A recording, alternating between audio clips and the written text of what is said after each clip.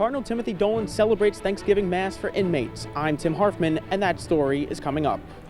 New pushback against the migrant caravan. Protesters in Tijuana want many marchers who've arrived to leave town. Instead, more are on the way.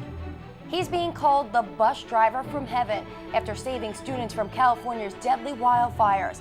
I'll have the story of how he pulled off a remarkable rescue. Plus, a celebration of Our Lady at a Brooklyn church. She's being praised for her role as the patroness of Puerto Rico. The news starts right now.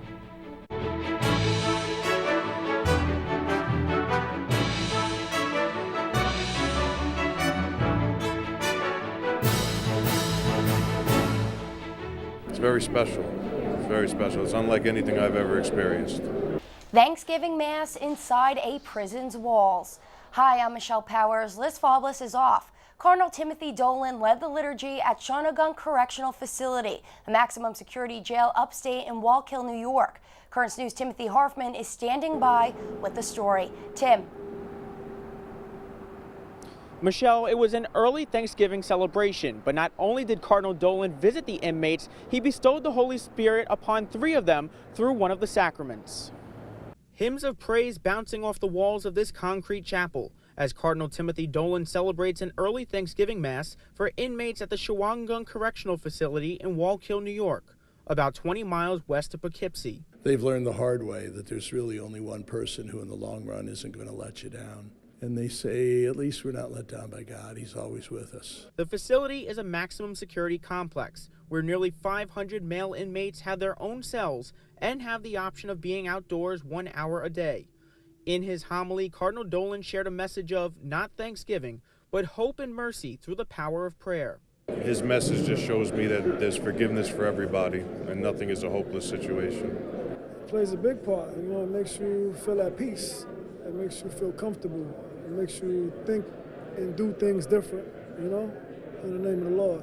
Nearly 80 inmates identify as Catholic. On this day, 3 of them received the sacrament of confirmation, the cardinal anointing their heads with chrism oil, bestowing the Holy Spirit upon them.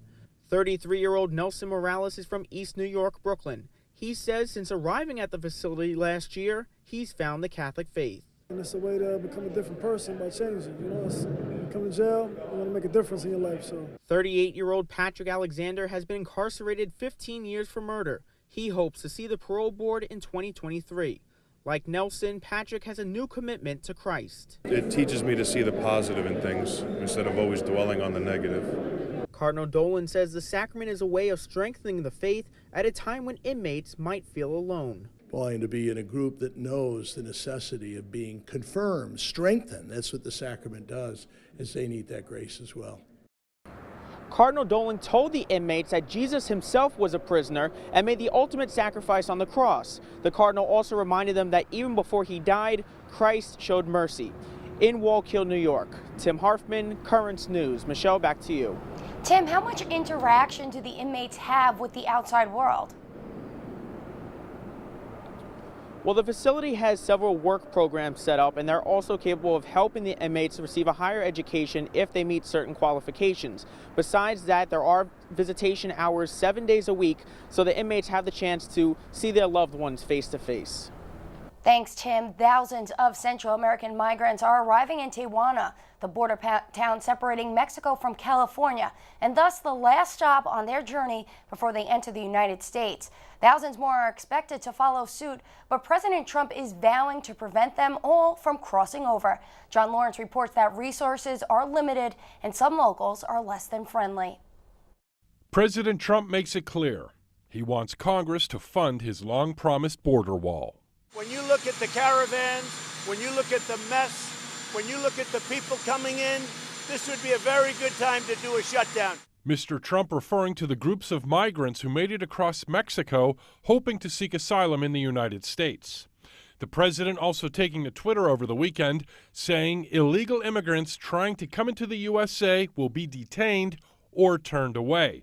In another tweet, Mr. Trump saying, "The U.S. is ill-prepared for this invasion and will not stand for it. Go home." We have large numbers of people trying to get into our country.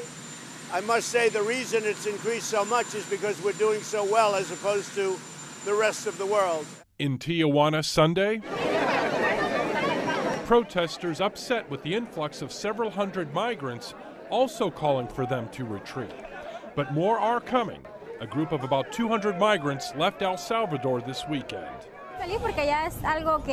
This migrant mom says she is happy because she has more hope because we are getting closer to the United States. And additional caravans are expected to leave their native countries in the coming weeks. John Lawrence, Currents News. One Catholic organization has just donated $25,000 in emergency funding to migrants, and they say that is only the beginning.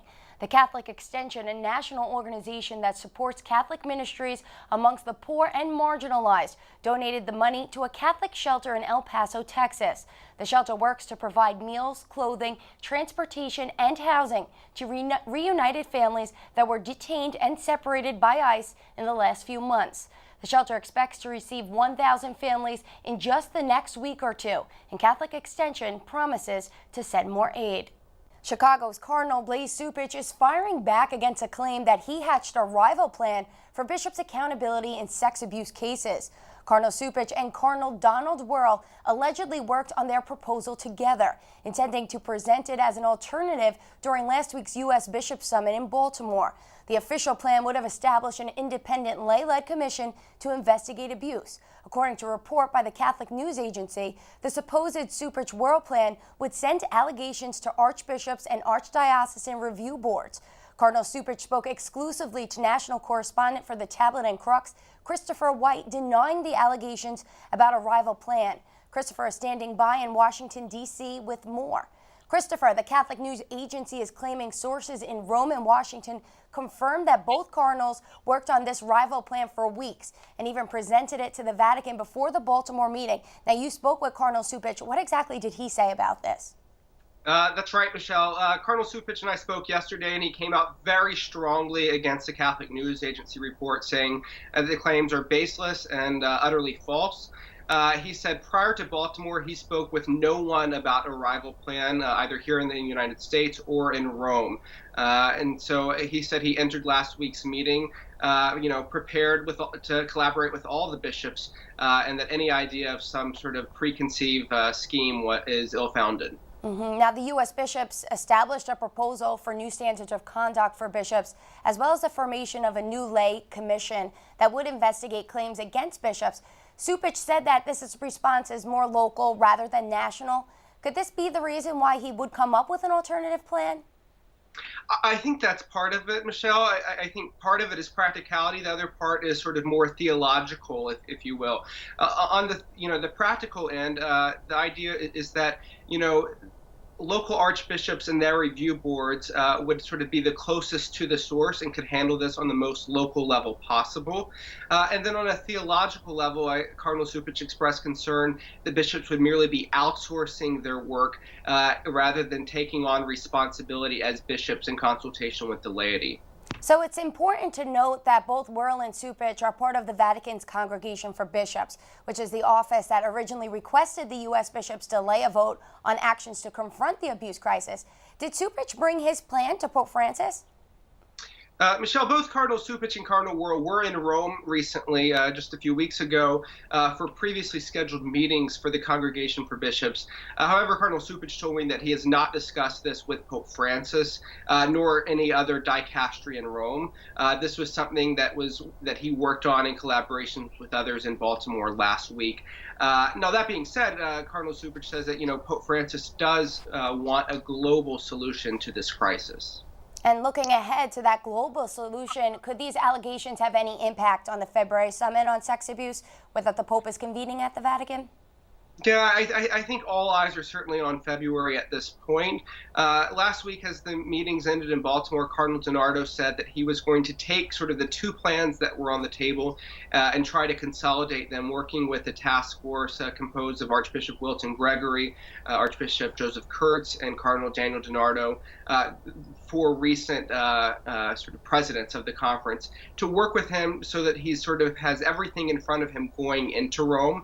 And so I think he'll try to get a sense of where the bishops stand ahead of time, and that's what he'll take to the table. All right, Chris, thank you so much. Talk to you soon. Thanks, Michelle. New fear tonight over the welfare of a Chinese bishop who's being held by communist authorities. Bishop Peter Shao, appointed by the Pope, has been detained 4 times before, but has always been released unharmed. Now supporters are worried he's in isolation and undergoing indoctrination. A new U.S. report about the killing of a Saudi journalist, Jamal Khashoggi, will be out tomorrow. President Donald Trump making that announcement. According to several sources, the CIA has concluded Crown Prince Mohammed bin Salman ordered the murder, and the report is said to include information on who did it. Khashoggi, a Washington Post columnist and a critic of the prince, was murdered at the kingdom's consulate in Istanbul on October 2nd. The whereabouts of his remains are still unknown.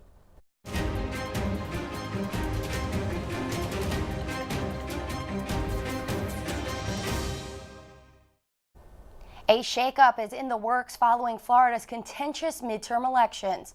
Brenda Snipes has reportedly put in her resignation as election supervisor in Broward County. According to the Sun-Sentinel newspaper, it will take effect in January. Snipes faced criticism over her handling of the votes. Florida's governor and U.S. Senate races both went to recounts. A top expert is saying Catholics in the United States usually make the difference at the polls. Princeton University professor Robert George argues that while they don't vote as a unified bloc, winning Catholic support is crucial. Now, quoting Professor George, Catholic voters will decide the election each time. They are the swing vote. The party that gets more of them will probably win. There's a lot more news headed your way. The California man who's being called the bus driver from heaven. I'll have the story of what he did to save students from the wildfires. A nun from the heavily armed and tense Korean peninsula is at the Vatican offering her formula for silencing the war drums. And the patroness of Puerto Rico, the Blessed Virgin Mary, is the centerpiece of a big celebration at a Brooklyn church. And an important programming note to share with you. Currents News will be moving to new time slots. Starting Monday, December 3rd, the news will air a half hour earlier at 7 p.m. right here on NET. Reruns will air at 10 p.m. and then the next morning again at 7:30 a.m. Mark your calendars and we'll be right back.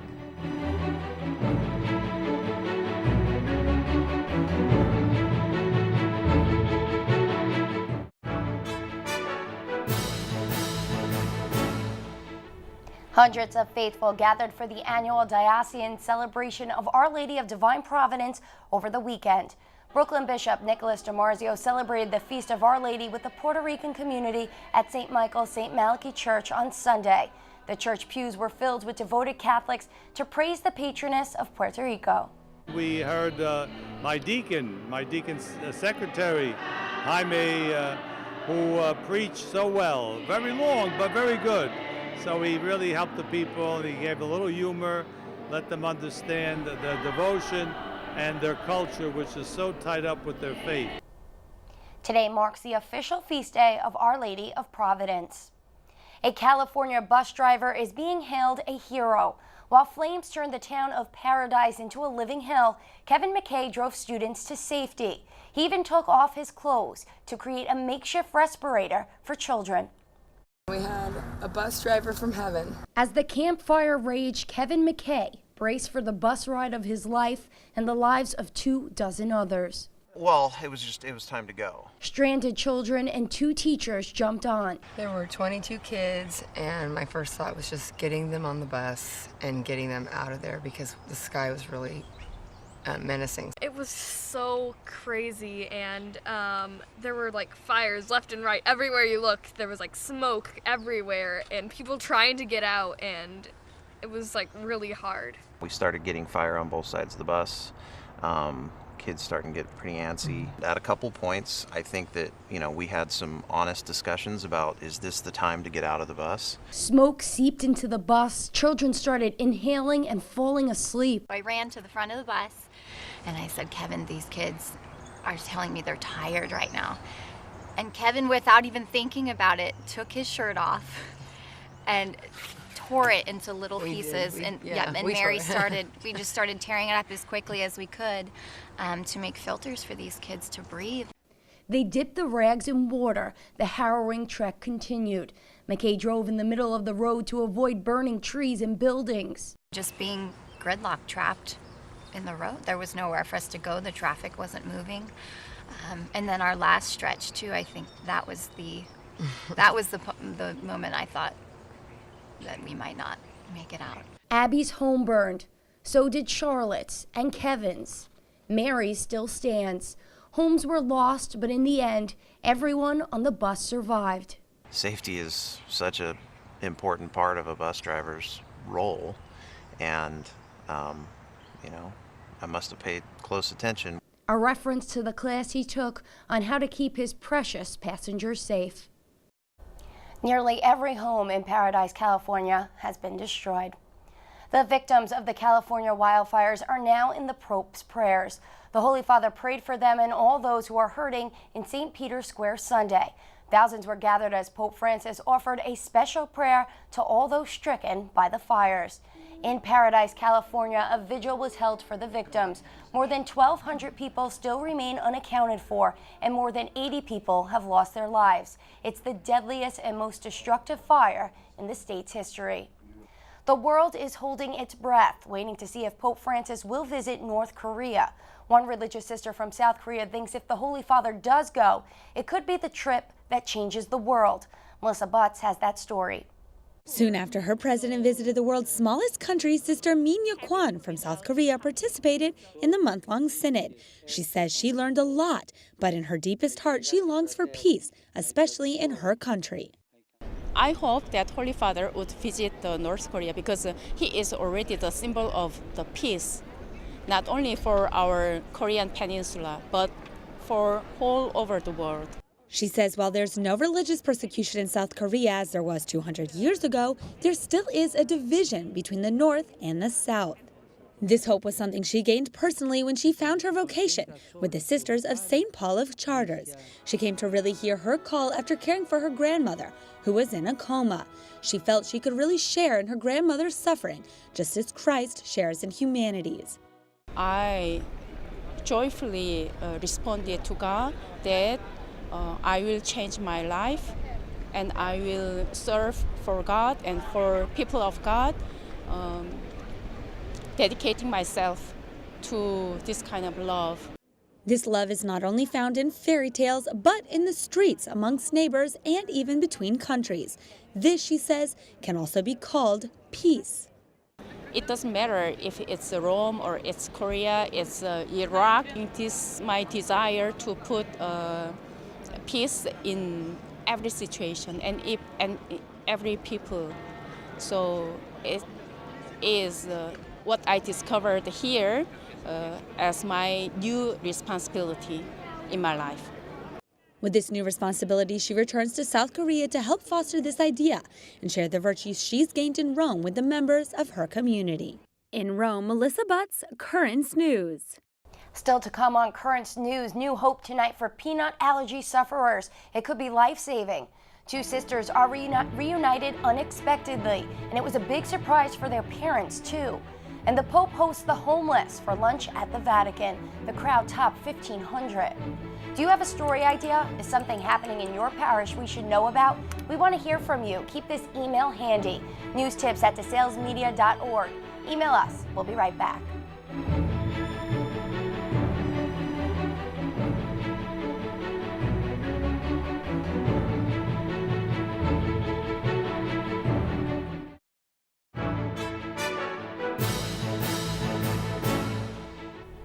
A new study on fighting peanut allergies appears to be heading in the right direction. Researchers are reporting in the New England Journal of Medicine that more than 500 people with the allergies were exposed to small doses of peanut powder over the course of a few months. In the end, 2/3 of them were able to eat the equivalent of 2 peanuts without any allergic symptoms. The top researcher stresses that this is not a cure, but could protect against accidental exposure, which can often lead to death. America is preparing to do a lot of traveling for the Thanksgiving holiday. AAA predicts that over 54 million people will be on the road, and that's up over last year and could be the biggest total in more than a decade. Experts are predicting travel times in congested cities like New York will not be good. November is Adoption Awareness Month. One family from Milwaukee just adopted a 1-year-old girl they call Lulu. What they didn't know, that they adopted her half-sister just 20 years ago. Hillary Mintz has a story of the two girls that found their way back to each other. Where are you going, Lulu? They call her Lulu. Her little smile and cute giggles Dog. make this 1-year-old pretty irresistible in the Brusnahan home. She's a very happy girl. But for Tim, who just turned 60, and Lynn, about to do the same next year, with 3 grown kids, they were ready to be empty nesters. We got a phone call, unexpected, from a social worker who was part detective, and she was looking for a home for Lou. The Brusnahans have a biological son, an adopted daughter, Katie, who's now 20. Turns out Katie and Lulu have the same birth mom. Well, this was not expected. This is not something we planned at all. What began as a temporary home for Lulu in Shorewood would soon become permanent. This is really about bringing 2 sisters together. 20 years later, sisters together forever. And this adoption is in the best interest of this child. Even moving the judge to tears, she makes it official on Milwaukee County Adoption Day. Ever since she came into the house, she's felt like our family. But now that it's official, we're so happy, so thankful, so excited. We're ready. And Mom and Dad say they're also ready to do this all over again. We're very excited to provide Lulu a permanent home and for Katie to have a sister now. The Brusnahans say they are so happy they didn't decide to become empty nesters. The Pope surprised patients and pilgrims alike when he visited the Fields Hospital, open for people in need. The Holy Father walked to the facility set up in St. Peter's Square as part of the church's celebration of the World Day of the Poor. The temporary hospital is offering free medical care for homeless people and treated 2 for heart attacks. Francis even underwent some medical examinations himself, including a test at the eye doctor. As part of the World Day of the Poor, Pope Francis had lunch with over 1,000 homeless people at the Vatican over the weekend. Sean Richardson has more. To celebrate the Second World Day of the Poor, the Pope held a Mass and organized a special lunch in Paul VI Audience Hall. It was attended by 1,500 homeless people in Rome. This initiative began last year at Pope Francis' request. It aims to end indifference and throwaway culture. As soon as he arrived, the Pope greeted the cooks, who were sent from the Hilton Hotel. To the amazement of those who observed him, the Pope opened the lunch with words of thanksgiving. Che Dio benedica ognuno di noi, benedica I nostri cuori, benedica le nostre intenzioni e ci aiuti ad andare avanti. Amen. E buon pranzo. The Pope sat down with them to eat, where they all joked and laughed together. Those who were sitting at the same table as him took pictures, and those at other tables looked at him intently. Moreover, he even brought with him musical accompaniment. It was an unforgettable day, especially for those who unfortunately are not used to being treated with equality or respect. In Rome, Sean Richardson, Currents News. That is Currents News. I'm Michelle Powers. Just a reminder that Currents News is moving to a new time slot. Starting Monday, December 3rd, the news will air at 7 p.m. And as always, thank you for joining us because we are putting your faith in the news. Hope to see you again next time.